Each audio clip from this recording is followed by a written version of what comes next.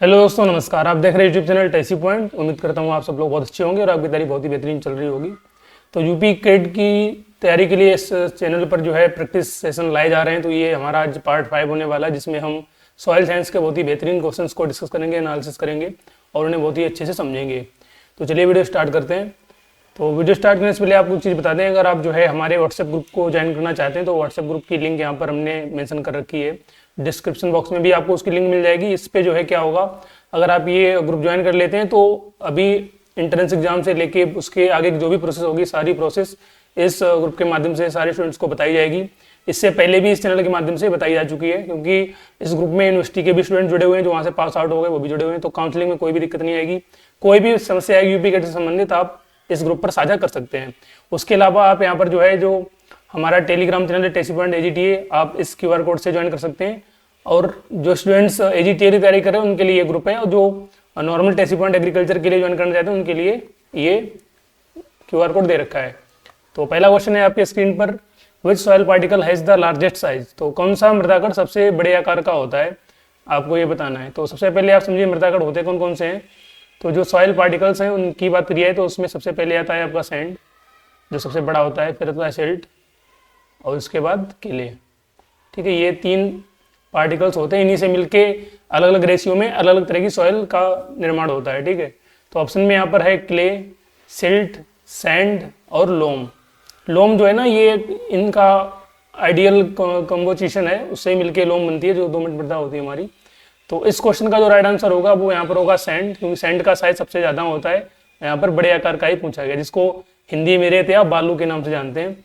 ठीक है, तो यहाँ पर सी ऑप्शन राइट हो जाएगा।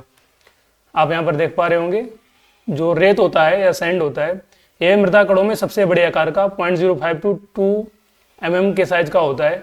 मिट्टी में जो क्ले होती है वो सबसे छोटी होती है। ये जो वैल्यू है बहुत बार एग्जाम में पूछी जा चुकी है। क्ले का जो पार्टिकल साइज होता है वो अक्सर पूछा जाता है, तो आप इसको याद रखें। बात करें सिल्ट की, तो सिल्ट का साइज ये 0.002 to 0.05 mm दे रखा है। और दोमट क्या होता है, तीनों का संतुलित मिश्रण होता है, आइडियल मिक्सचर होता है। तो रेत की बड़ी कण के आकार के कारण जल धारण क्षमता बहुत कम होती है। किसकी कम होती है, जिसके पार्टिकल साइज ज़्यादा होंगे तो उसकी जल धारण क्षमता उतनी कम होती है। तो यहाँ पर सैंड की वाटर होल्डिंग कैपेसिटी भी बहुत कम होती है। ठीक है, और इसका साइज बड़ा होता है। नेक्स्ट क्वेश्चन है हमारा यहाँ पे, the ideal pH range for most crop plants is. तो अधिकांश फसलों के लिए जो है, जो पौधे होते हैं उनका आदर्श pH सीमा क्या है, मीन्स ज़्यादातर पौधे किस pH पे ग्रो करते हैं। तो आपको पता होगा जो pH है वो जो एसिडिटी और सैलिनिटी, एल्कलिनिटी को बताता है। ये pH एक स्केल होती है मापने की। तो इसका जो यहाँ पर पूछा गया है कि अधिकांश फसल पौधे किस pH पर ग्रो करते हैं। तो वैल्यू दे रखी 3.5 to 4.5, 5.5 to 7.5, 8.5 to 9.5 और 9.5 to 10.5।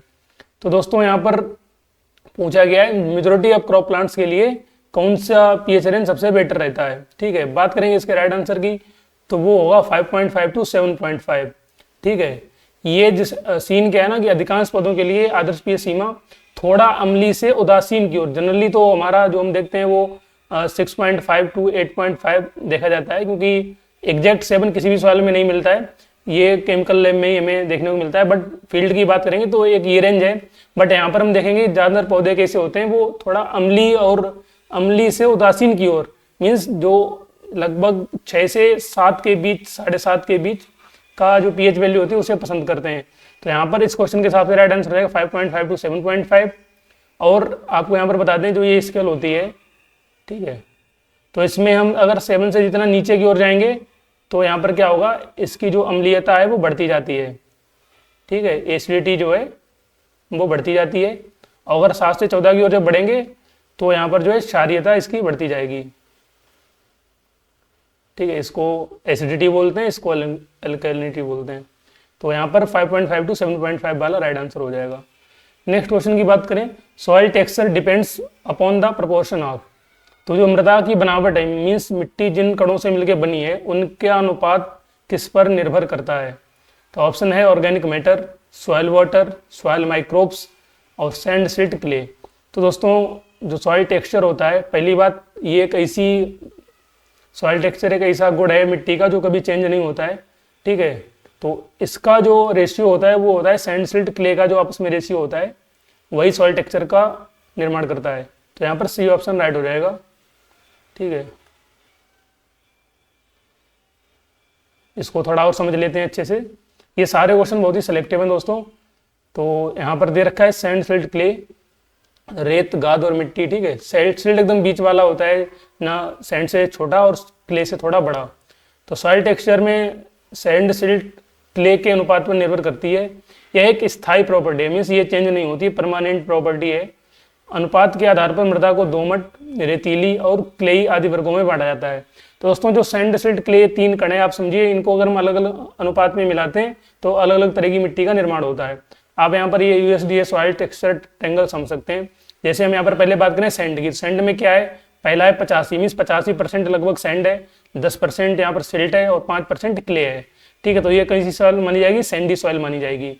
ऐसे यहाँ पर क्ले में क्या दे रखा है, 20% सैंड है, 30% सिल्ट है, बाकी बचा हुआ क्ले का हो जाएगा, तो ये क्ले सॉइल मानी जाएगी। ठीक है, ऐसे ही लोम में, लोम के क्या होता है, लोम जो लोमी सॉइल होती है उनमें तीनों का रेशियो लगभग बराबर में माना जाता है। तो वो एक आदर्श मिट्टी बनती है सारी फसलों के लिए। Generally majority of crops loamy soil में बढ़िया से ग्रो कर पाती हैं, बट कुछ स्पेसिफिक क्रॉप्स भी होती हैं। नेक्स्ट क्वेश्चन है the upper most soil horizon rich in organic matter is, कि कार्बनिक पदार्थ से समृद्ध सबसे ऊपरी मृदा क्षितिज कौन सा है। ठीक है, तो यहाँ पर ए हॉरिजन है, बी हॉरिजन है, सी हॉरिजन है और आर हॉराइजन है। तो इसमें से बताना था कि कार्बनिक पदार्थ जो है ऑर्गेनिक मैटर है किस हॉराइजन में सबसे ज़्यादा पाया जाता है। तो दोस्तों जो ऑर्गेनिक मैटर रहता है वो आपका ए हॉराइजन में सबसे ज़्यादा होता है। यहाँ पर ए ऑप्शन राइट हो जाएगा। ठीक है, आपने अगर सॉइल प्रोफाइल पढ़ी है, मृदा परिच्छेदिका जिसको हिंदी में बोलते हैं, तो उसमें इस तरह से ये डिवाइड रहते हैं। सबसे पहले तो जो ऊपर का पार्ट रहता है ये ओ हॉरिजन माना जाता है, लेकिन ये अरेबल सॉइल्स में नहीं देखने को मिलता है। ओ हॉराइजन ये कहाँ मिलता है हमें देखने को, ये फॉरेस्ट सॉइल में मिलता है। तो ठीक है, अब बात करेंगे अरेबल लैंड्स की, जहाँ पर खेती करी जाती है, तो वहाँ पर सबसे ऊपर क्या आता है आपका, ए आता है, उसके बाद बी, फिर सी, फिर यहाँ पर आपको पेरेंटल रॉक्स देखने को मिलती हैं। तो यही जो इससे इसके वर्टिकल सेक्शन में बटे हुए होते हैं। ठीक है, तो आप समझ सकते हैं। नेक्स्ट क्वेश्चन है, इसको थोड़ा समझ लेते हैं। ए हॉराइजन क्या है, तो ए हॉराइजन या टॉप सॉइल जिसको बोलते हैं, मृदा का सबसे ऊपरी परत है जो कार्बनिक पदार्थ से समृद्ध होता है। और मृदा अपरदन, ये अपरदन नहीं हुआ यहाँ पे, जिसे क्या हम बोलते हैं, टॉप सॉइल भी बोलते हैं। और बी क्षितिज क्षार तत्वों से भरा होता है। सी वेदर्ड पेरेंट मटेरियल से मूल चट्टान का विघटित रूप होता है। आप इसमें हिंदी थोड़ी स्टैंडर्ड दे रखी, मैं आपको सिंपल भाषा में समझा दे रहा हूँ। तो आप समझिए सबसे पहले क्या होती है, रॉक्स होती हैं। तो जब रॉक्स थोड़ी बहुत टूटती फूटती हैं तो उनसे क्या बनता है, आपका सी हॉराइजन बनता है। ये इससे थोड़ा मैच ही करता है, बट ये थोड़ा कंडेंस रहता है, ये थोड़ा इससे लूज होता है। फिर ऐसे ये ज़्यादा लूज, फिर एकदम बहुत ही लूज सॉइल आपको ऊपर मिल जाती है। तो इसका जो डेंसिटी है वो मतलब ऊपर से नीचे से ऊपर की ओर घटती है। ठीक है, तो डेंसिटी घटेगी। तो ये पेरेंटल रॉक्स, इससे क्या बनेगा, सी हॉराइजन, फिर बी हॉराइजन, फिर ए हॉराइजन, देन जो ऊपर ऑर्गेनिक रेजिड्यूज होते हैं वो आपके ओ हॉराइजन में आते हैं। जो आर होती है इसको हम क्या बोलते हैं, बेड रॉक या पेरेंटल मटेरियल बोलते हैं। ठीक है, आगे बढ़ते हैं इसी क्रम में। कुछ भी डाउट है आप कमेंट सेक्शन में कर सकते हैं, हम वहाँ पर आपका रिप्लाई करेंगे। ठीक है, यहाँ पर डायग्राम को और अच्छे से समझ लेते हैं। तो पहले क्या है, फर्स्ट में द ओ हॉराइजन जिसमें ऑर्गेनिक मैटर पाया जा रहा है। तो ये यहाँ पर ऑर्गेनिक मैटर में यहाँ देखने को मिलता है। ठीक है, फिर उसके बाद जो सेकंड में द ए हॉराइजन और टॉप सॉइल, तो सेकंड में जो ये वाला एरिया है ये कौन सा है आपका, ये ए हॉराइजन का एरिया है,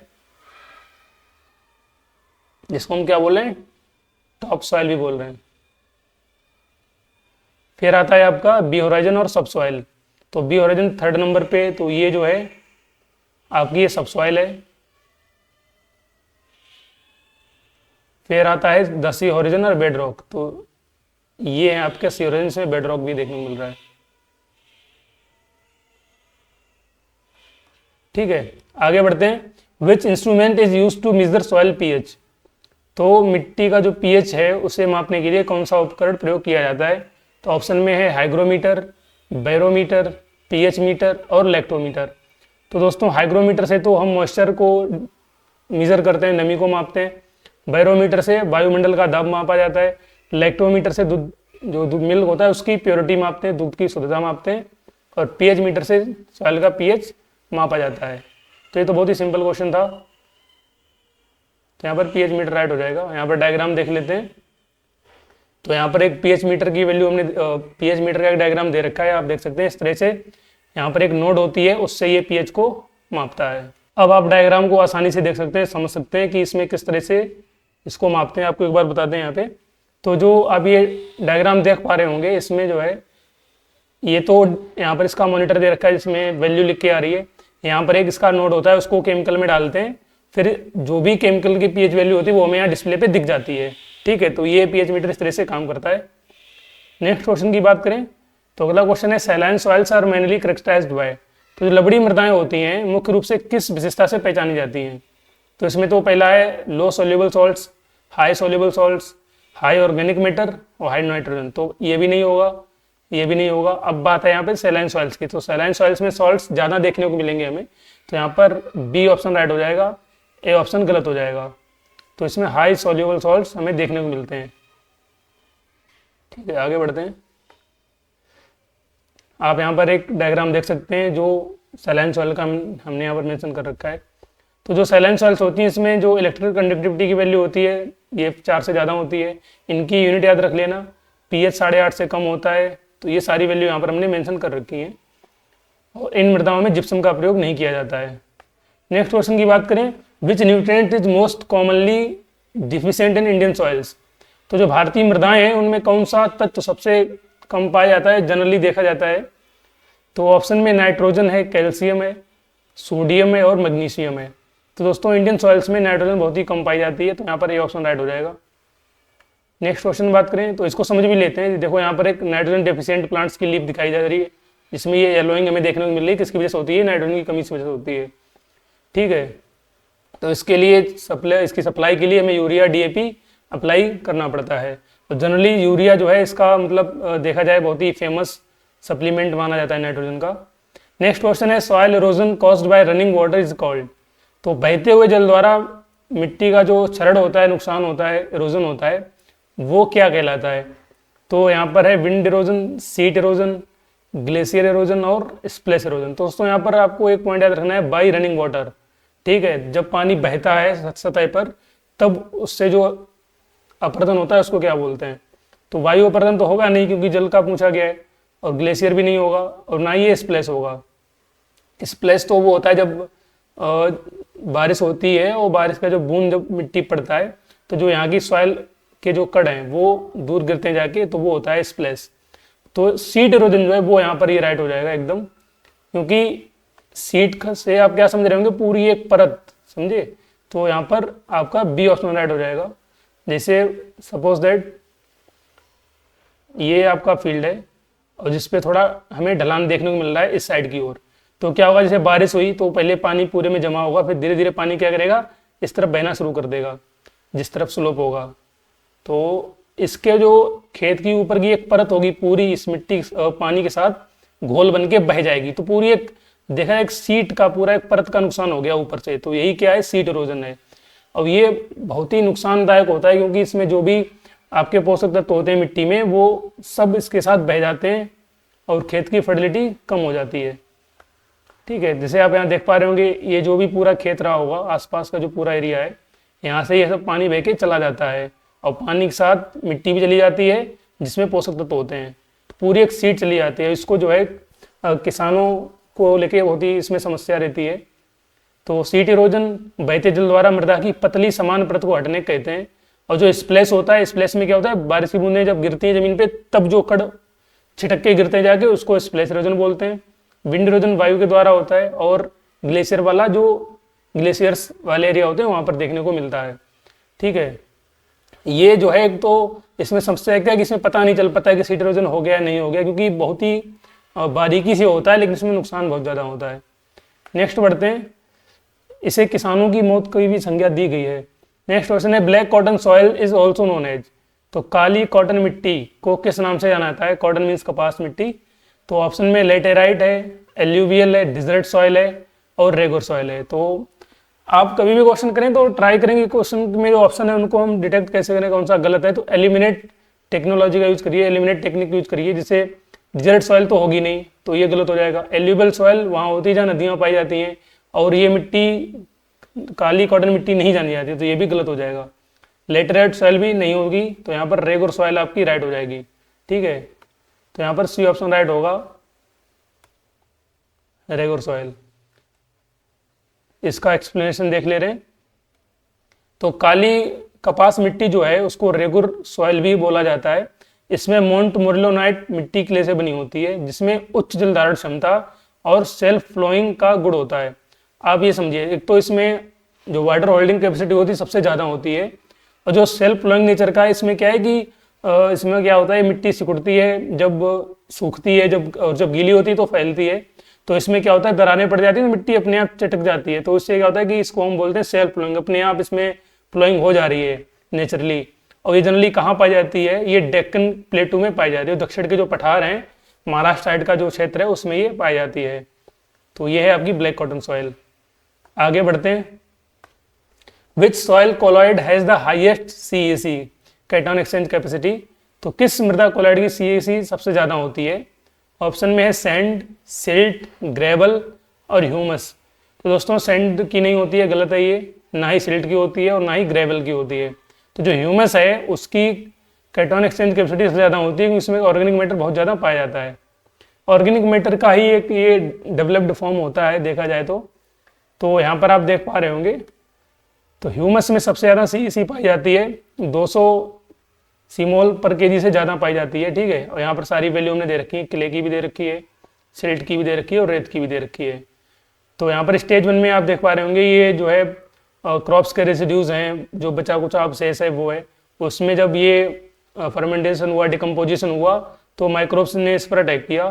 फिर स्टेज 3 में जो इसके पॉलीमर्स थे इसमें, ठीक है, कॉम्प्लेक्स पॉलीमर्स, उनका फॉर्मेशन होता है। और लास्ट में क्या होता है, ये फाइनल स्टेबल ह्यूमस के फॉर्म में कन्वर्ट हो जाता है, जो कि ऑर्गेनिक मैटर का ही एक फॉर्म है। ह्यूमस मतलब एकदम टॉप की स्टेज होती है। ठीक है, नेक्स्ट क्वेश्चन है, the process of removal of nutrients from soil by crops is known as. कि फसलों द्वारा मृदा से पोषक तत्वों के निष्कासन की प्रक्रिया को कहते हैं। ऐसा नहीं है कि वो मतलब पोषक तत्व निकाल ले रहे कहीं फेंक दे रहे हैं, ऐसा नहीं है। जैसे जब पौधा धीरे धीरे बड़ा होता है तो उसे पोषक तत्वों की जरूरत होती है, तो वो पोषक तत्व कहाँ से लेगा, तो न्यूट्रिएंट्स से लेगा, जमीन से, ठीक है, मिट्टी से लेगा। तो एक तरीके से क्या हुआ कि मिट्टी में जो पहले न्यूट्रिएंट्स थे वो अब पौधे ने यूज कर लिए, तो फिलहाल मिट्टी में न्यूट्रिएंट्स की कमी हो जाती है, तो वही निष्कासन की प्रक्रिया है। तो ऑप्शन में देखा जाए तो इमोबिलाइजेशन है, वेदरिंग है, ह्यूमिफिकेशन है और न्यूट्रिएंट माइनिंग है। तो आप इनके नाम से आइडिया लगा सकते हैं। जैसे इमोबिलाइजेशन हो गया, तो ये इमोबाइल को बता रहा है कि मतलब कोई चीज़ें फिक्स हो रही हैं, कोई न्यूट्रिएंट फिक्स हो गया, वो मतलब पौधे यूज नहीं कर पा रहे, तो वो इमोबिलाइजेशन होती है प्रोसेस। क्या होती है कि जो अवेलेबल फॉर्म में जो न्यूट्रिएंट्स होते हैं वो अनअवेलेबल फॉर्म्स में हो जाते हैं, तो उसी को इमोबिलाइजेशन बोलते हैं। फिर आती है वेदरिंग। तो वेदरिंग तो विघटन होता है, ये तो सॉइल में देखने को मिलती है हमें। जैसे मिट्टी वेदर होगी, इधर उधर बह गई, कुछ हो गया, तो ये तो अलग चीज़ होगी, ये तो नहीं होगा, ये भी गलत हो गया। ह्यूमिफिकेशन में तो पोषक तत्व तो बढ़ते हैं, ऑर्गेनिक मैटर बढ़ता है, तो ये भी गलत हो जाएगा। यहाँ पर तो निष्कासन पूछा गया है, तो क्या हो जाएगा, न्यूट्रिएंट माइनिंग। तो यहाँ पर C ऑप्शन राइट होगा।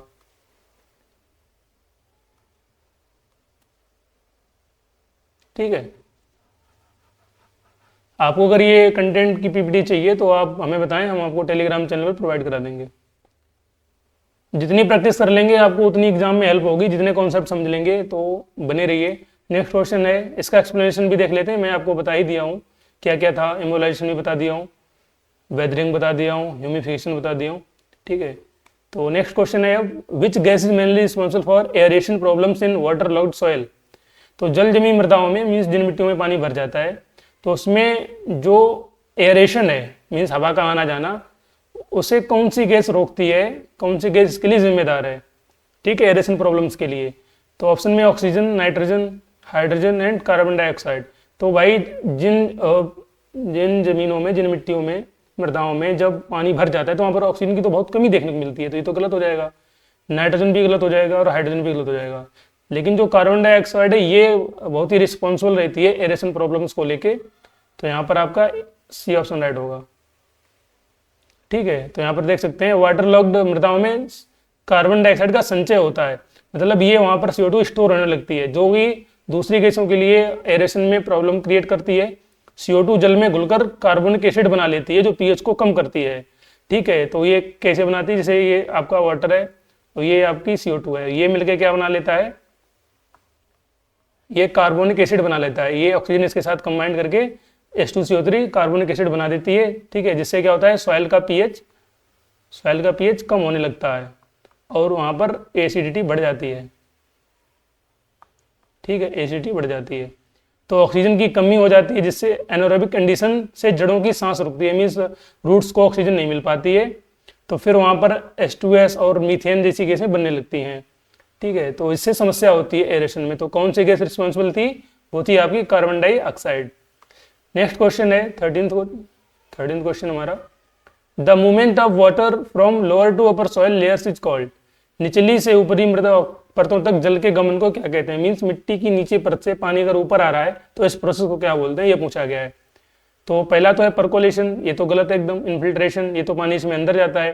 रन ऑफ, इसमें पानी ऊपर सतह पर जब बहता है तो उसको रन ऑफ बोलते हैं। और परकोलेशन भी ये नहीं होगा, ठीक है, परकोलेशन में पानी नीचे जाता है।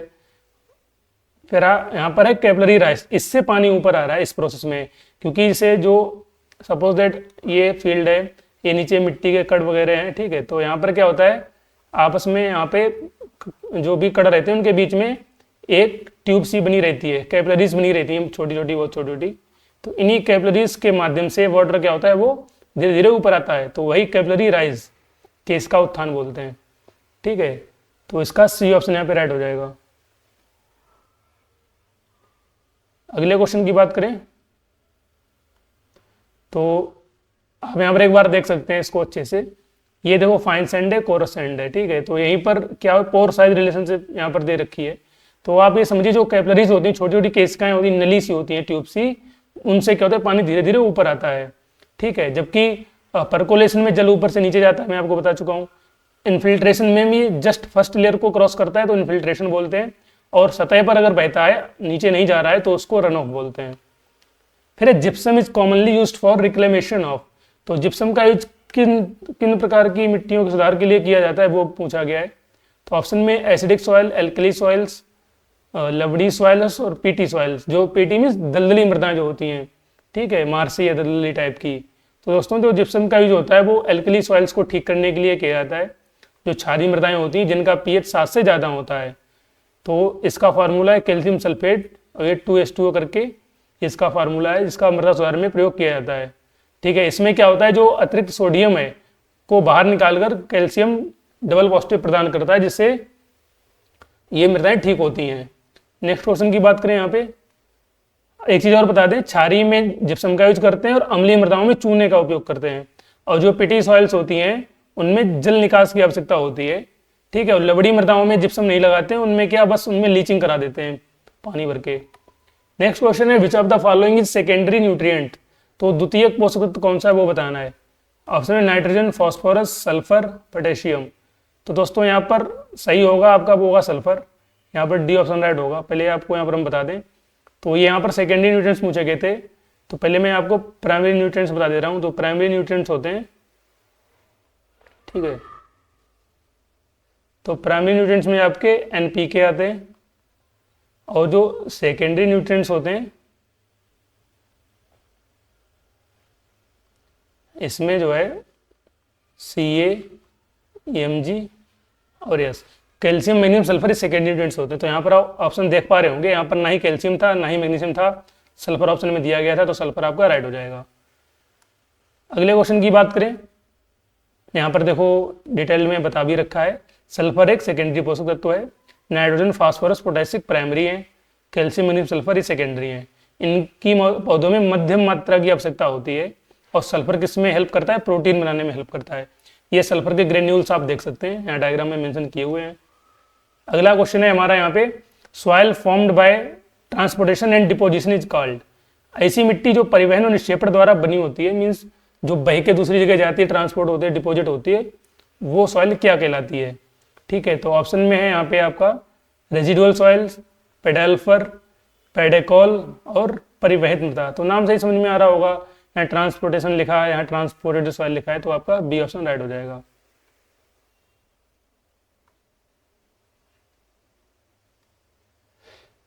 आप यहाँ पर देख पा रहे होंगे, तो ये कौन सी सॉइल होगी, ट्रांसपोर्टेड सॉइल या परिवहित मृदा इसको बोलते हैं। ठीक है। तो और भी जो ऑप्शन थे जैसे रेसिडुअल सॉइल, तो वो ये मूल चट्टान पर ही बनती है, जहाँ पर इनकी मूल चट्टानें होती हैं वहीं पर जो अवशेष से बनता है वो रेसिडुअल सॉइल होती है। जो पेडल्फर होती है वो उच्च वर्षा वाले अम्लीय क्षेत्रों में, और पेडेकल कम वर्षा वाले क्षारीय क्षेत्रों में ये मृदाएं पाई जाती हैं।